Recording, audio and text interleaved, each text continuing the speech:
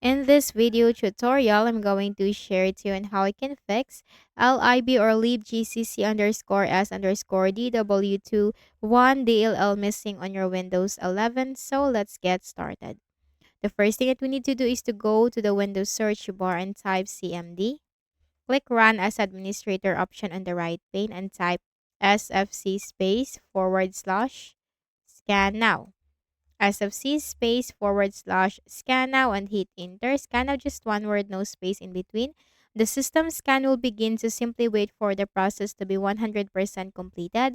And once this is 100% completed, just type exit in the command prompt window and restart.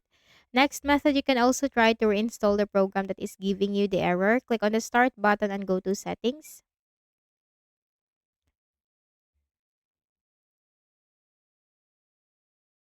From the list of options on the left pane, click on apps, installed apps.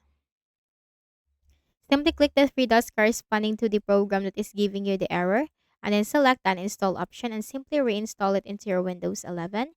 And then open a browser, search for Visual C++ Redistributable and hit enter.